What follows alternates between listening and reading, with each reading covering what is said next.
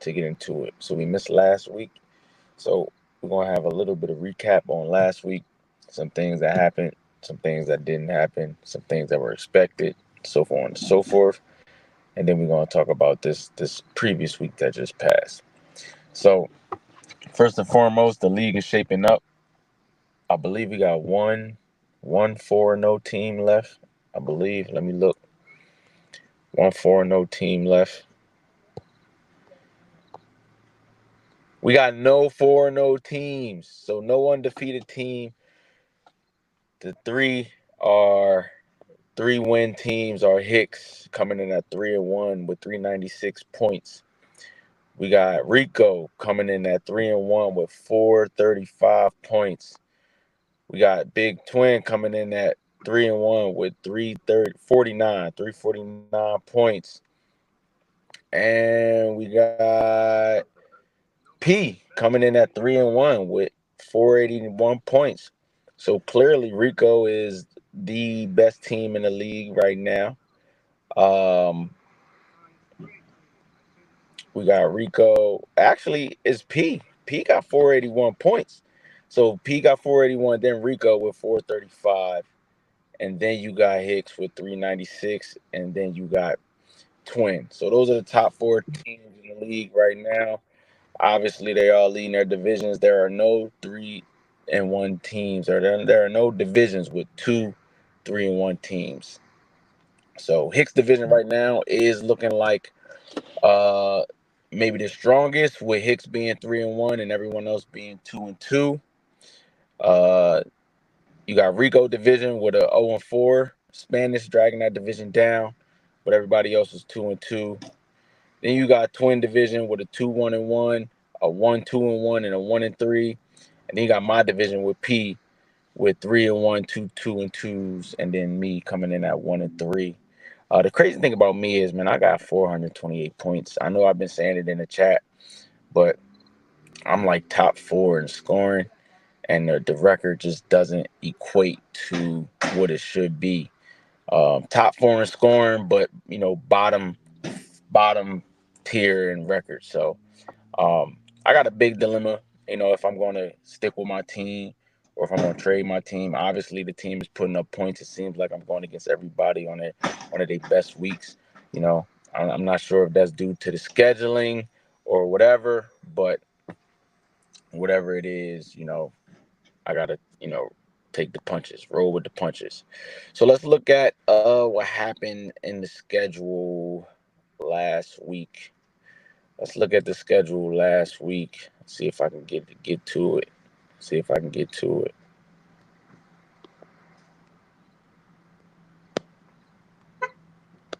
So week 3, we had P. I went up against P. He came in with a monster week, 141.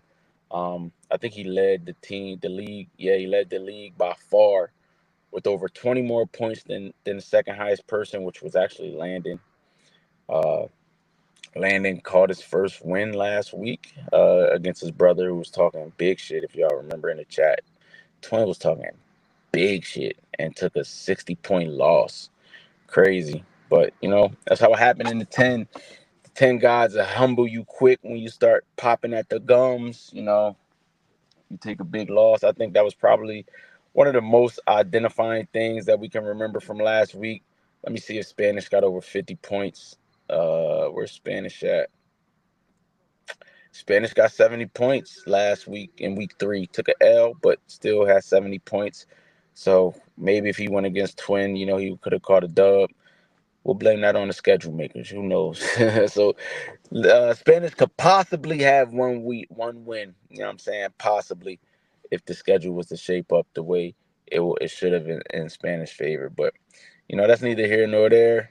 Um, any big transactions that happened last week? Let's talk about it.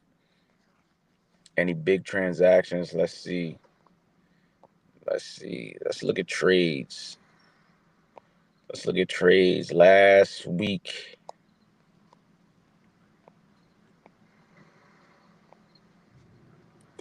Last week we had Darnell Mooney, Keenan Allen, and Gus Edwards for Tajay Spears, Brian Thomas Jr. from Jacksonville, and Christian McCaffrey. Spanish did this trade. I think he did this trade with the hopes that Christian McCaffrey was coming back. Obviously, the news broke that he'll be out for a couple more months, maybe prior to the playoffs, which means if they hold him out for the playoffs, Spanish didn't trade it for nothing because obviously fantasy is done before real season playoffs. So uh, we'll see what Tajay Spears and Brian Thomas give Spanish. I don't think it's going to give him too much. Brian Thomas, is on a bad Jags offense, but he is looking like maybe the number one, or he was. Christian Kirk is coming on. Let's see. Let's see. I think I did a trade. Let's see if my trade is last week or week two. I did a trade.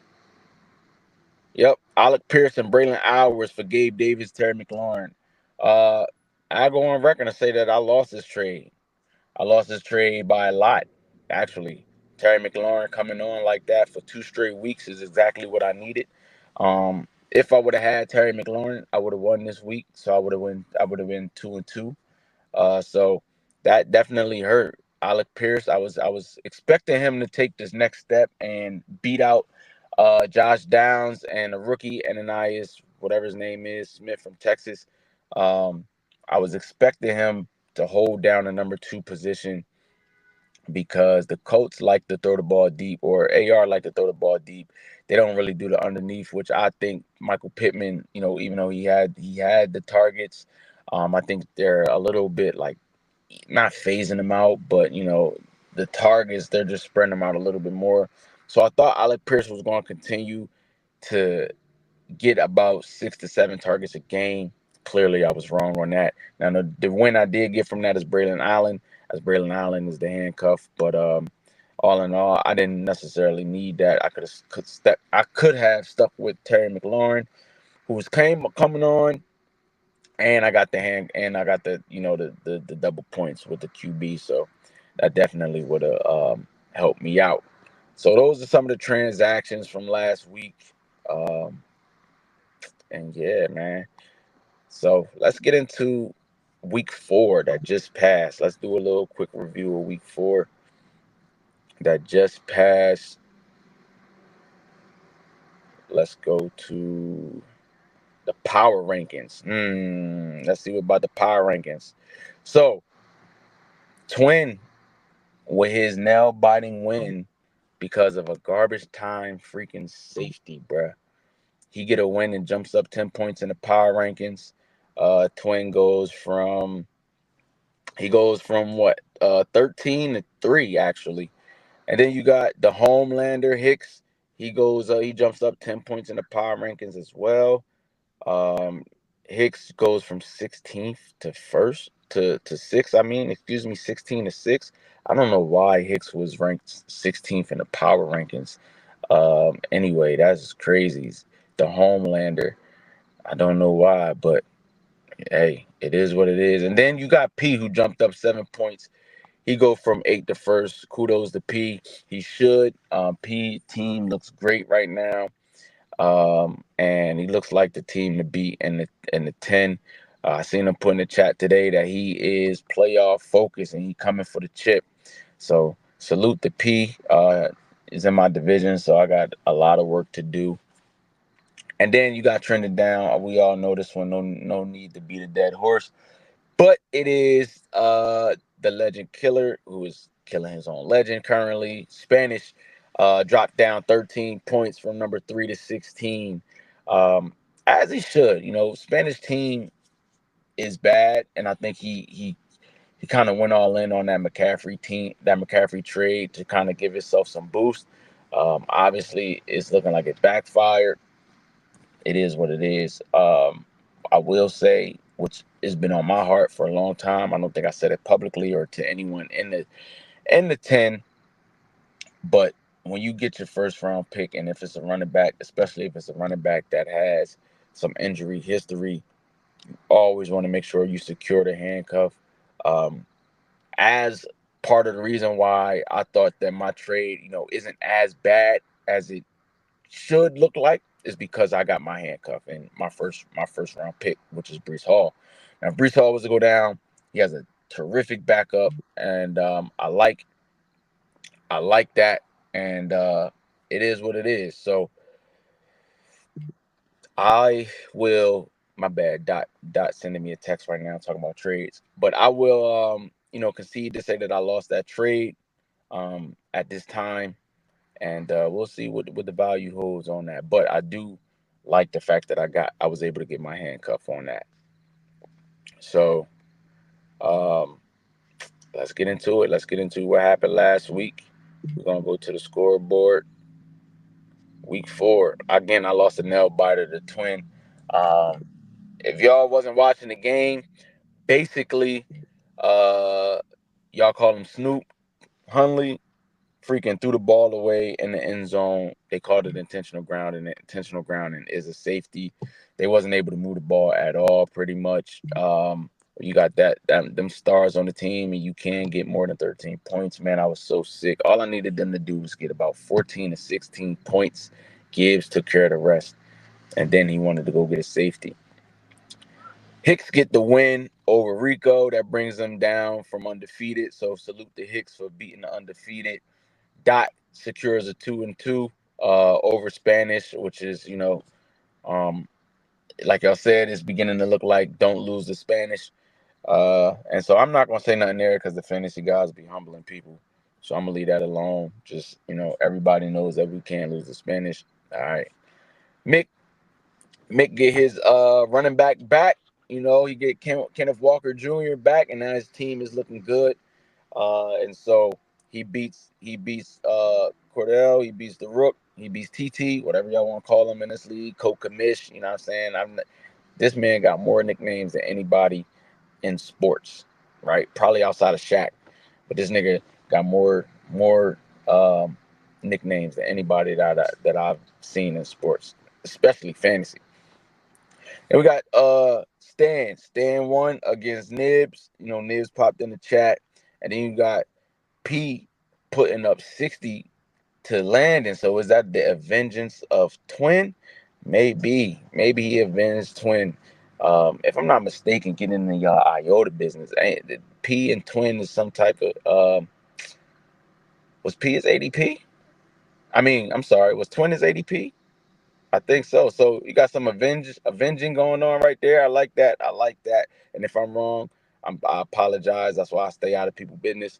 Um, you got LeBou moving down to LeBou beating up on Gil, 50-point dub. I like to see that. Gil started off strong and then took 2 losses straight. I got Gil getting back on the horse, man. I got Gil bouncing back and turning this team around. He's typically a good regular season, especially over these last 3-4 years. He's a good regular season fantasy owner. You got Leon coming out the gate strong with a 2-1-1 and then putting up a league high 142. Leon had two of the top performers in their position. So he had the defense that gave him 30 plus, and then he had King Henry that gave him 30 plus, almost a 40-point game.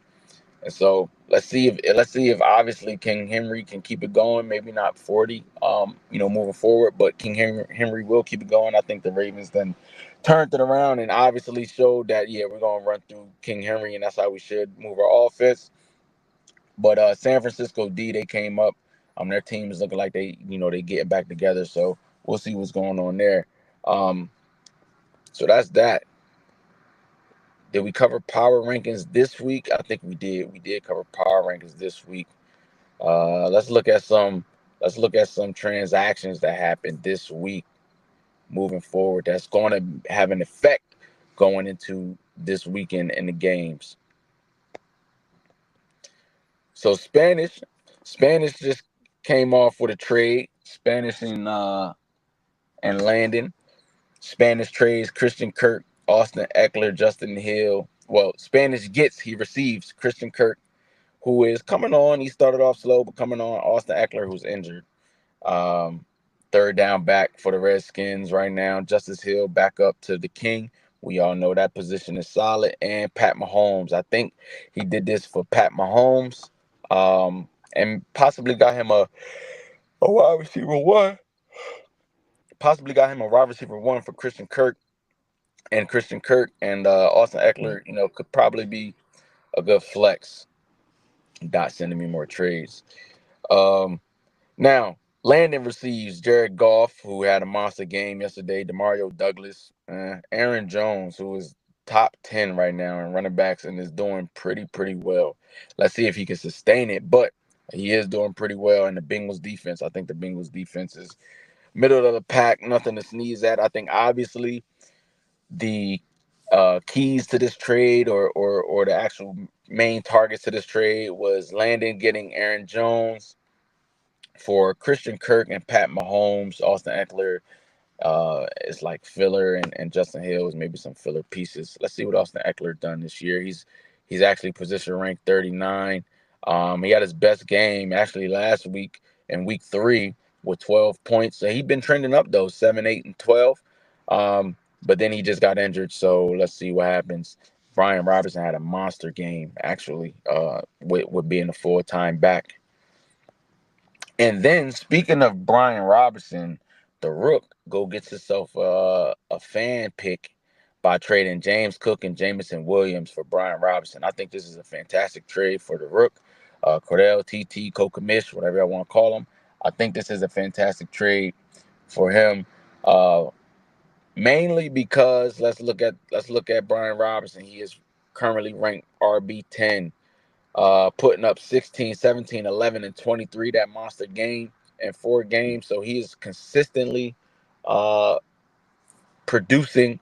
Whereas James Cook, he's a little bit up and down. He's RB 14 right now. He had one monster game as well, putting up a 12, 27, a 16, and a 4. That was in Baltimore, so that was a little, going against a tough defense. And Jamison Williams. Jamison Williams, I think, is receiver 18. He had a 19, 9, 1, and 12. He's a little touchdown dependent. Outside of that first game, he had 9 targets. The second game, he had 11 targets. Didn't score the second game, but still put up 9 points. Only 5 receptions on those 11 targets, but you definitely like to see the 11 targets. Week 3 and week 4, he only had 5 targets combined. So, maybe that's a little filler there. Maybe they're moving away from him. Who knows what's going on with Jameson Williams? Maybe the defenses are scheming for him. I do like the trade for Rook and for Hicks. He gets a good serviceable running back. It's not a far drop off. Hicks was definitely telling me that Brian Robinson is better than Jahmyr Gibbs and Breece Hall, and he wanted me to trade Jahmyr Gibbs and Breece Hall for Brian Robinson and some filler pieces that he had, which didn't make sense to me. If you thought that high a value of him, but then you trade him for James Hooks and Jameson Williams, the value there for what you said that you thought he was and what you received is nowhere near the same or comparable. So for those reasons, I will say Hicks lost this trade. Um, and that's just my spin on it, because I'm comparing it to what he was trying to get from me based off of getting Brian Robinson. But if I'm looking at this trade in a nutshell, I think it's a good trade for both. Obviously, it's a little drop off for Hicks at the running back position, but he gets a nice serviceable receiver. He has a lot of receivers going with 2 big names, and Devontae Adams and Tariq Hill. And then you got Addison off the bench, and now you add Williams. So I can see Hicks gearing up to make another trade. Um, I don't know if he's going to try to get a third running back and do the 3 running back system. I'm not sure. I speak highly of the 3 running back system. It's giving me a lot of points, but it hasn't translated to wins. So, who am I to actually to give my advice on that? So that's that. Let's look at some matchups that we got this week really quickly. Let's go and look at some matchups. Ticket. How do we do that? Let's see. All right, so this week we got I play Landon. I play Landon. I got 2 people out of my lineup. Uh, I'm not sure how many Landon has out of his lineup, but he's projected 78. He actually has 2 people as well. He's projected 78, but mind you, he just did that trade. I'm projected 84. We got Hicks, who has a few people out of his lineup, or maybe has everybody in his lineup. He has 9 people in his lineup. So yeah, I'm gonna say that's everybody. He's projected 87. Then you got the legend Killer Spanish, who's only projected 80. He has one person out of his lineup, but still, I don't see that as being too big, too shabby. It would be crazy if Spanish was to get his first win over Hicks. That would be crazy. So we'll see about that one. We got Dot going against his own flesh and blood LB. Look at that. They both got everybody in their lineup. Dot projected 97. Rico is projected 88. Uh, Mick versus Stan. So Stan team has quietly been amazing. Getting that Mason off of waivers, where I'm not gonna point no fingers, but somebody messed up and let him go. 20-point per game player, let him go to a different team. Has boosted Stan's team, so he's projected 109 with all of his players. Mick has 7 players in right now, currently recording, with a projected 79 going in. Then we got Nibs versus TT Cordell Rook, Kokamish. Um, and Kokamish has everyone in his lineup projected 92, where Nibs has 8 people in his lineup currently on a Tuesday projected 87. Then you got Twin, who has 8 people in his lineup projected 84. And check this out, P, who has 8 people in his lineup projected 101. So depending on what position that is, he could have the highest projection. I heard somebody say projections don't matter, and I don't think that's necessarily all false. In some regards, projections do matter, especially when you're projecting to put up like 110. That says a lot about your team. Now, moving on, Gil has 79 projected points, and all people in his lineup currently. Now, some people could be on bye. He ain't got to switch him out. Said has 9 people in his lineup currently and is projected 89. Then you got a good sneaky game that I want to see. Lee versus Lebu. Now Lee has 8 people in his lineup projected 86. Lebu has everybody in his lineup projected 101. I want to see if Lee team can have some consistency here and continue to have his trend of producing. He's won 2 straight games after tying and losing. Now he's won 2 straight games. He's positive, and I want to see where that takes him. So Lebu, he's 2-2. He got back on the right track. So I definitely want to see. So a couple games that I'm going to watch. For fun, I'm definitely going to watch Hicks and Spanish. I want to see that. I definitely want to see Lee and Lebu. I want to see if Lee team can continue. I also want to see.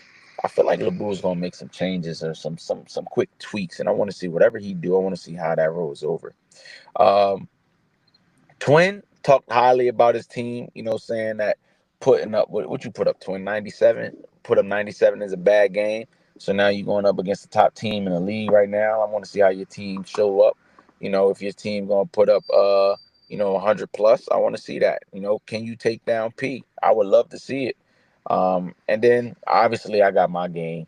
And so I'll be watching my game. I'm not sure if I'm going to make any big moves. Obviously, I'm going to make some tweaks. I need to get on the right side of the board right here. I'm going down 2-0, my last two. So, I'm on a 2-game losing streak, and I need to pick it up. Landon talk about he's ready to crank it up, and he's going to, turn it up and go on a run. I need to do the same thing as well.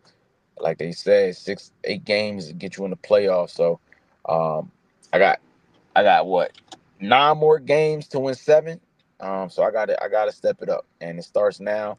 And yeah, so that's pretty much the recap. You know, the recap on this week. We're not gonna have too much chitter chatter going on this week. I love everything that's going on. I love the participation. Thank y'all for keep supporting the pod. I'm gonna try to get another one in this week so that we can do maybe some injury reports, and then we can do some chitter chatter and have people talking about what's going on with their team and yada yada. So I love that.